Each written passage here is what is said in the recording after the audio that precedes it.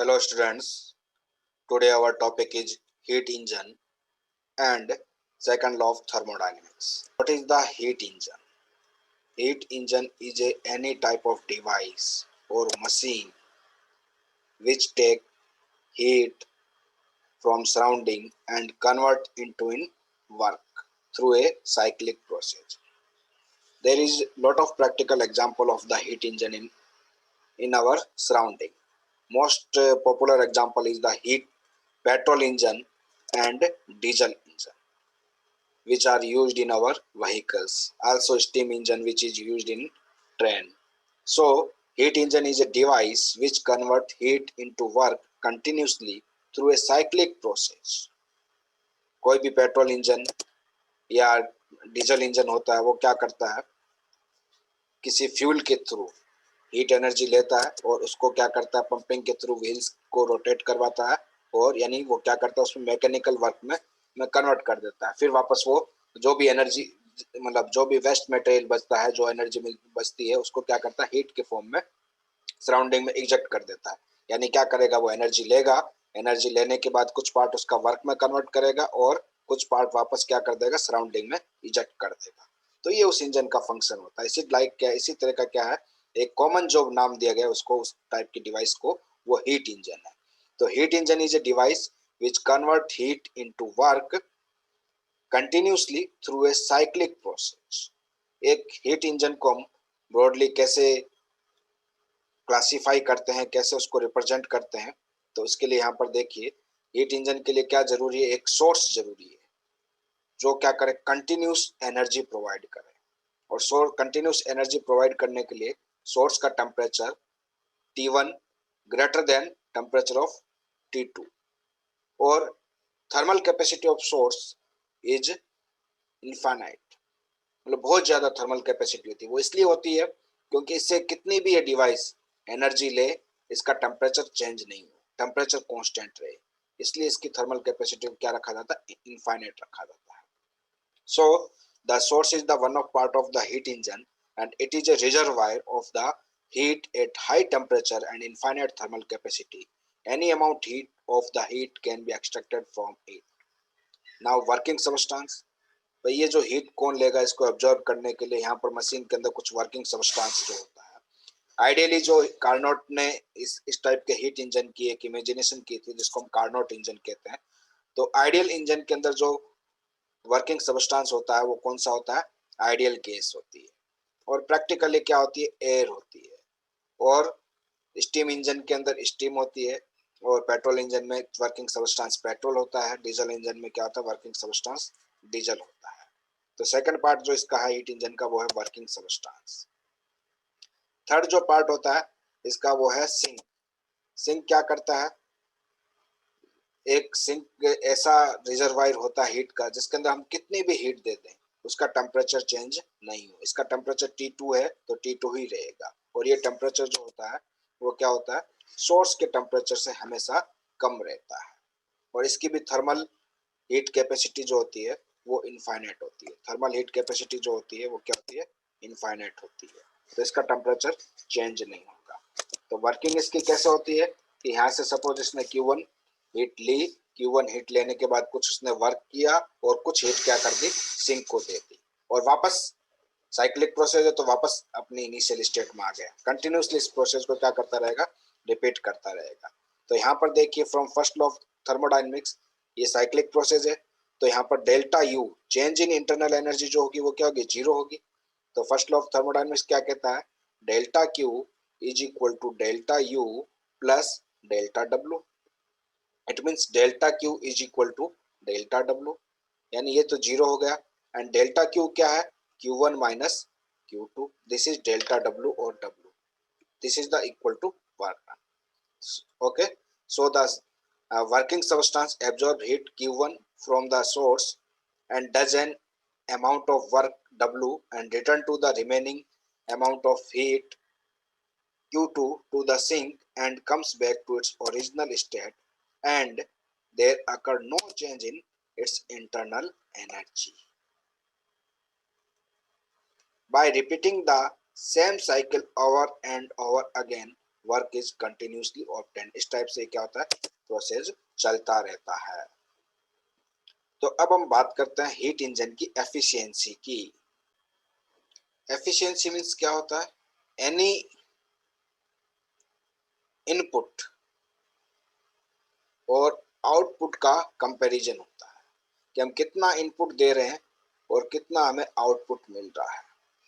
तो output upon input is equal to efficiency, ये कोई नंबर होगा। जब हम इसको 100 से मल्टीप्लाई कर देंगे तो ये एफिशिएंसी क्या आएगी, 100 में आ जाएगी, and it is represented by Neeta. The performance of heat engine is expressed by means of efficiency neta, which is the defined as the ratio of useful work obtained from engine to the heat supply. That is neta is equal to work done upon heat W upon Q1. We know that W is equal to Q1 minus Q2 and heat supplied is Q1. So it can also written as neta is equal to 1 minus Q2 upon Q1. 1 minus, इसको कैसे लिखेंगे, Q1 upon Q1 minus Q2 upon Q1, तो is equal to 1 minus Q2 upon Q1. At a perfect heat engine is which a perfect heat engine is which convert all heat into work, that is W is equal to Q1 and Q2 is equal to 0. कैसा engine होगा, कोई जैसे एक ऐसा engine जो क्या करे, यहाँ से Q1 हीट ले और पूरी की पूरी हीट को क्या कर दे, वर्क में कन्वर्ट कर दे। इस इंजन को हम क्या कहेंगे, परफेक्ट आइडियल इंजन कहेंगे। और इस केस में यहाँ पर देखिए सिंक के अंदर कोई भी एनर्जी रिजेक्ट नहीं हो रही है, यानी Q2 इज इक्वल टू 0 है। Q2 is equal to 0, it means eta is equal to 1। Eta is equal to 1 means efficiency is equal to 100%, यानी कोई भी जो इंजन होगा वो क्या करेगा, 100% एफिशिएंसी देगा। यानी हम जो गाड़ी चलाते हैं, गाड़ी के अंदर जो लिखा होता है एवरेज, आप देख रहे हैं धीरे धीरे जो गाड़ियां बन रही है, व्हीकल्स बन रहे हैं, वो अपनी एवरेज को क्या कर रहे हैं, एफ में मतलब और ज्यादा इंक्रीज कर रहे हैं। जैसे लिखा होता है 70 किलोमीटर पर लीटर, मतलब 1 लीटर पेट्रोल में इसकी जो इतनी डिस्टेंस चलेगा आइडियल कंडीशन के अंदर, है ना, जबकि ज्यादा चलना चाहिए। तो ये बाकी क्या करता है कि आप देखते हैं कोई भी व्हीकल्स को हम थोड़े टाइम तक चलाते हैं तो वो थोड़ा हीट हो जाता है, गर्म हो जाता है, तो वो क्या करता है, जो एनर्जी है वो वर्क में कन्वर्ट नहीं हो पाती, वो क्या होती है, हीट में कन्वर्ट होकर वो सराउंडिंग में चली जाती है। वो कई सारे रीजन उसके होते हैं, friction is the most reason. So ऐसा 100% एफिशिएंसी वाला इंजन बनाना, जो आइडियल इंजन होगा वो बनाना अभी तक पॉसिबल नहीं हुआ है, लेकिन ये बताया है कि कब मतलब इंजन की एफिशिएंसी 100% हो सकती है, जब वो पूरी की पूरी एनर्जी ले और 100 उसको पूरा को पूरा क्या कर दे, वर्क में कन्वर्ट कर दे। तो बट ऐसा नहीं होता है।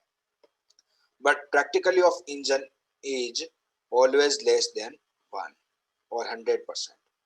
कार्नोट एक साइंटिस्ट था, उसने कार्नोट और सोडी दोनों ने मिलकर क्या किया, एक ऐसे इस हीट इंजन के बेस पर एक ऐसे इंजन की एक उन्होंने परिकल्पना की थी, एजप्शन किया था, और उसके थ्रू बताया था भाई किस तरीके से वो हीट लेकर कैसे कैसे इस हीट को वर्क में परफॉर्म करेगा।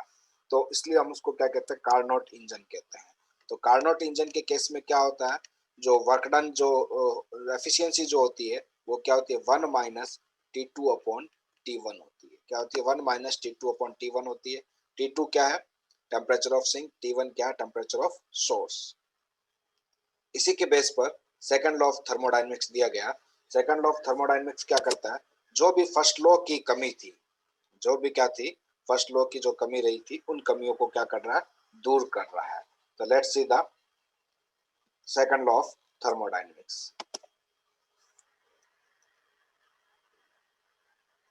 सेकंड लॉ ऑफ थर्मोडायनेमिक्स जो दिया गया वो तीन साइंटिस्ट ने मिलकर दिया, ठीक है।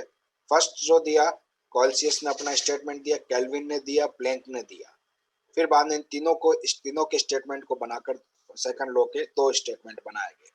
तो first second law is also based on the conservation of the energy. First law of the thermodynamics merely explain the equivalence of work and heat. तो जो है वो direction of flow of heat को एक्सप्लेन नहीं कर पा रहा था। सपोज कि 2 ऑब्जेक्ट है, एक का टेम्परेचर 38 डिग्री सेल्सियस है, दूसरे का टेम्परेचर 28 डिग्री सेल्सियस है।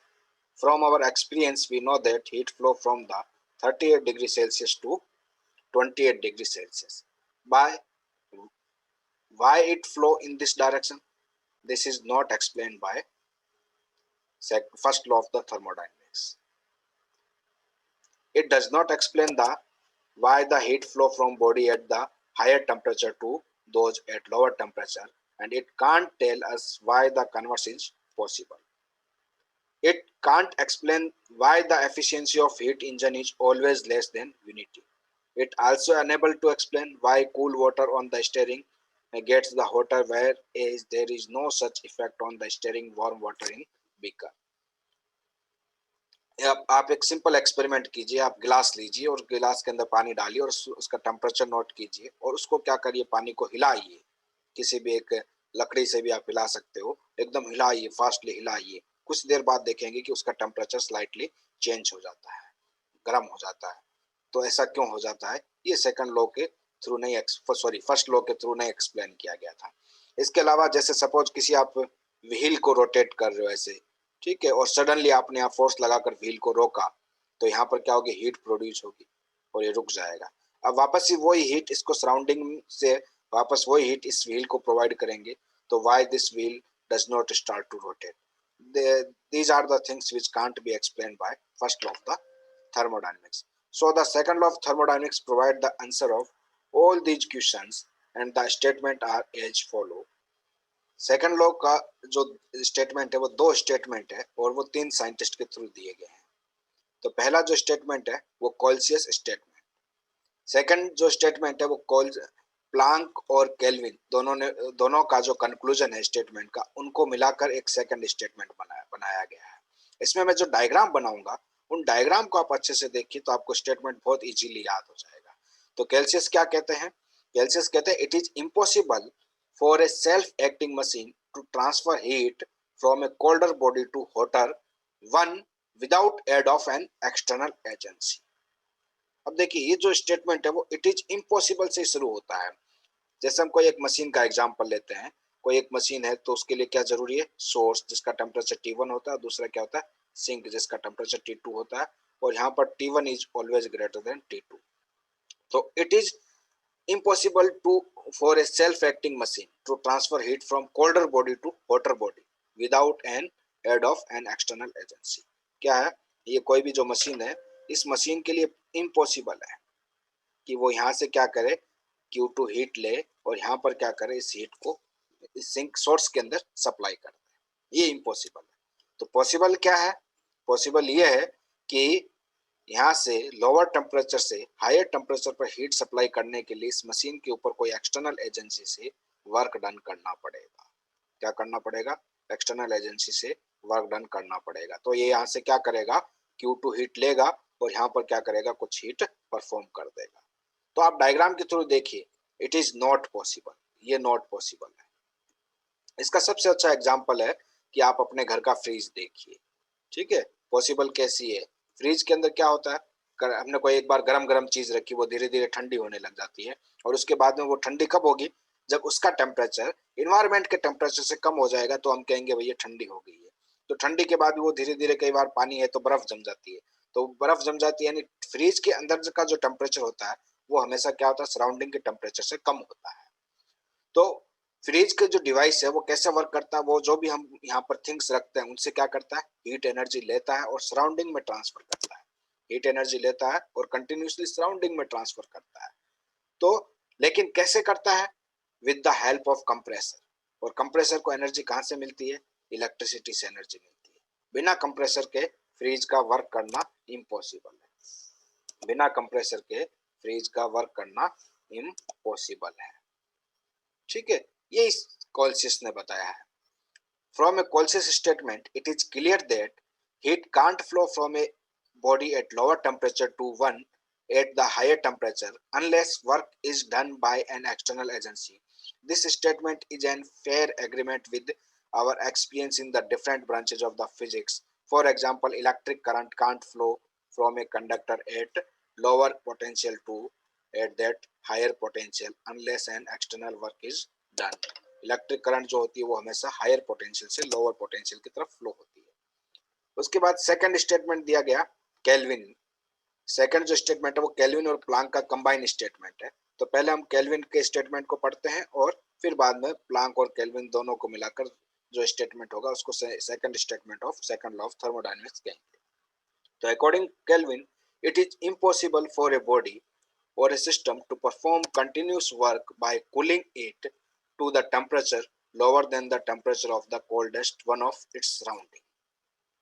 अब यदि सराउंडिंग का टेम्परेचर मान लीजिए क्या है 0 डिग्री से कम है, तो फ्रिज के लिए वर्क करना बहुत मुश्किल हो जाएगा। ठीक है, तो क्यों होगा? क्योंकि देखिए क्या है, सपोज ही कोई हमारी जो डिवाइस है, मशीन है, ये T1 टेम्परेचर से जो सोर्स है उससे एनर्जी ले रही है कंटिन्यूसली, और ये T2 टेम्परेचर पर कंटिन्यूसली जो एनर्जी है वहां पर क्या कर रही है, सप्लाई कर रही है। तो यदि इसकी हम थर्मल कैपेसिटी इनफाइनाइट नहीं रखें तो इसका धीरे धीरे सोर्स का टेम्परेचर क्या होगा, धीरे धीरे कम होगा, और सिंक का टेम्परेचर क्या होगा, धीरे धीरे इंक्रीज होगा। तो एक टाइम पर दोनों का टेम्परेचर क्या हो जाएगा, इक्वल हो जाएगा। इक्वल हो जाएगा तो फिर हीट ट्रांसफर होना पॉसिबल नहीं रहेगा। ठीक है, तो कोई भी डिवाइस है वो वर्क नहीं कर पाएगी। So a Carnot engine can't work if source and sink are at the same temperature, because the work done by engine will result into cooling the source and heating the surrounding more and more. Now this is the second statement of second law of thermodynamics, which are the conclusion of the both Kelvin and Planck. So we say that Kelvin-Planck statement. According to this statement, it is impossible to design an engine that extract heat and fully utilize into work without producing any effect. क्या है? Let's see that in the diagram. This is the source and this is the sink.